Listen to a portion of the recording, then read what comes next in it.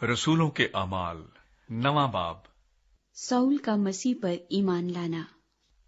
और साउल जो अभी तक खुदावंद के शागिर्दों के धमकाने और कत्ल करने की धुन में था, सरदार काहिन के पास गया और उससे दमिश्क के इबादत खानों के लिए इस मजमून के खत मांगे कि जिनको वो इस तरीक पर पाए, खा मर्द खा औरत, उनको बांध कर यरूशलेम में लाए। जब वो सफर करते करते दमिश्क के नजदीक पहुंचा तो ऐसा हुआ कि यकायक आसमान से एक नूर उसके गिरदा गिर्द आ चमका और वो जमीन पर गिर पड़ा और ये आवाज सुनी कि ऐ साउल, तू मुझे क्यों सताता है? उसने पूछा, ऐ खुदावंद, तू कौन है? उसने कहा, मैं यीशु हूं जिसे तू सताता है। मगर उठ, शहर में जा, और जो तुझे करना चाहिए वो तुझसे कहा जाएगा। जो आदमी उसके हमरा थे वो खामोश खड़े रह गए, क्योंकि आवाज तो सुनते थे मगर किसी को देखते न थे। और साउल जमीन पर से उठा, लेकिन जब आंखें खोली तो उसको कुछ न दिखाई दिया। और लोग उसका हाथ पकड़कर दमिश्क में ले गए, और वो 3 दिन तक ना देख सका और ना उसने खाया न पिया। दमिश्क में हननिया नाम एक शागिर्द था। उससे खुदावंद ने रोया में कहा कि ऐ हननिया। उसने कहा, ऐ खुदावंद, मैं हाजिर हूं। खुदावंद ने उससे कहा, उठ, उस कूचे में जा जो सीधा कहलाता है, और यहूदा के घर में साउल नाम तरसी को पूछ ले, क्योंकि देख वो दुआ कर रहा है। और उसने हननिया नाम एक आदमी को अंदर आते और अपने ऊपर हाथ रखते देखा है, ताकि फिर भी ना हो। हननिया ने जवाब दिया कि ऐ खुदावंद, मैंने बहुत लोगों से इस शख्स का जिक्र सुना है कि इसने यरूशलेम में तेरे मुकद्दसों के साथ कैसी कैसी बुराइयां की हैं, और यहां इसको सरदार काहिनों की तरफ से इख्तियार मिला है कि जो लोग तेरा नाम लेते हैं उन सब को बांध ले। मगर खुदावंद ने उससे कहा कि तू जा, क्योंकि ये कौमों, बादशाहों और बनी इस्राएल पर मेरा नाम जाहिर करने का मेरा चुना हुआ वसीला है, और मैं उसे जता दूंगा कि उसे मेरे नाम की खातिर किस कदर दुख उठाना पड़ेगा। बस हननिया जाकर उस घर में दाखिल हुआ और अपने हाथ उस पर रखकर कहा, ऐ भाई साउल, खुदावंद यानी यीशु जो तुझ पर उस राह में जिससे तू आया जाहिर हुआ था, उसी ने मुझे भेजा है कि तू बीनाई पाए और रूल कुद्स से भर जाए। और फौरन उसकी आंखों से छिलके से गिरे और वो बीना हो गया और उठकर बपतिस्मा लिया। फिर कुछ खाकर ताकत पाई। साउल दमिश्क में। और वो कई दिन उन शागिर्दों के साथ रहा जो दमिश्क में थे, और फौरन इबादत खानों में यीशु की मनादी करने लगा कि वो खुदा का बेटा है। और सब सुनने वाले हैरान होकर कहने लगे, क्या ये वो शख्स नहीं है जो यरूशलेम में इस नाम के लेने वालों को तबाह करता था? और यहां भी इसीलिए आया था कि उनको बांधकर सरदार काहिनों के पास ले जाए।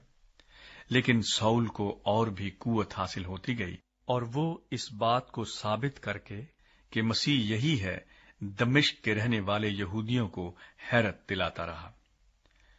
और जब बहुत दिन गुजर गए तो यहूदियों ने उसे मार डालने का मशवरा किया, मगर उनकी साजिश साउल को मालूम हो गई।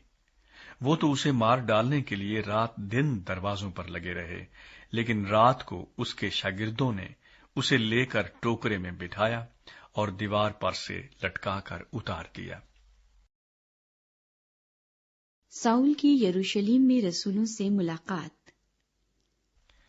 उसने यरूशलेम में पहुंचकर शागिर्दों में मिल जाने की कोशिश की, और सब उससे डरते थे, क्योंकि उनको यकीन ना आता था कि ये शागिर्द है। मगर बरनबास ने उसे अपने साथ रसूलों के पास ले जाकर उनसे बयान किया कि इसने इस तरह राह में खुदावंद को देखा, और उसने इससे बातें की, और उसने दमिश्क में कैसी दलेरी के साथ यीशु के नाम से मनादी की। बस वो यरूशलेम में उनके साथ आता जाता रहा और दलेरी के साथ खुदावंद के नाम की मनादी करता था, और यूनानी माइल यहूदियों के साथ गुफ्तगू और बहस भी करता था। मगर वो उसे मार डालने के दरपे थे। और भाइयों को जब ये मालूम हुआ तो उसे कैसरिया में ले गए और तरसुस को रवाना कर दिया। پس تمام یہودیہ اور گلیل اور سامریہ میں کلیسیا کو چین ہو گیا اور اس کی ترقی ہوتی گئی، اور وہ خداوند کے خوف اور روح القدس کی تسلی پر چلتی اور بڑھتی جاتی تھی۔ پطرس لدا اور یافا میں۔ اور ایسا ہوا کہ پطرس ہر جگہ پھرتا ہوا ان مقدسوں کے پاس بھی پہنچا جو لدا میں رہتے تھے۔ وہاں اینیاس نام ایک مفلوج کو پایا جو 8 برس سے چارپائی پر پڑا تھا۔ پطرس نے اس سے کہا، اے اینیاس، یسوع مسیح تجھے شفا دیتا ہے، اٹھ، آپ اپنا بستر بچھا۔ وہ فوراً اٹھ کھڑا ہوا۔ تب لدا اور شارون کے سب رہنے والے اسے دیکھ کر خداوند کی طرف رجوع لائے۔ اور یافا میں ایک شاگرد تھی، تبیتا نام، جس کا ترجمہ ہرنی ہے۔ وہ بہت ہی نیک کام اور خیرات کیا کرتی تھی۔ انہی دنوں میں ایسا ہوا کہ وہ بیمار ہو کر مر گئی، اور اسے نہلا کر بالا خانے میں رکھ دیا۔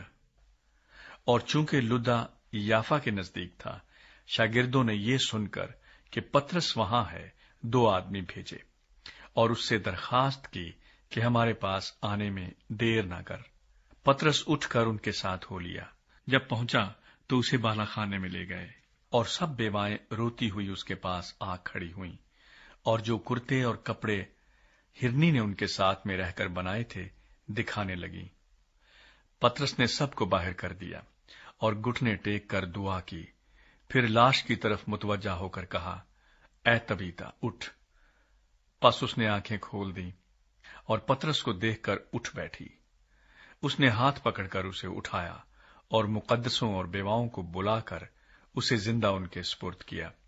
یہ بات سارے یافا میں مشہور ہو گئی، اور وہ تیرے خداوند پر ایمان لے آئے۔ اور ایسا ہوا کہ وہ بہت دن یافا میں شمعون نام دباغ کے ہاں رہا۔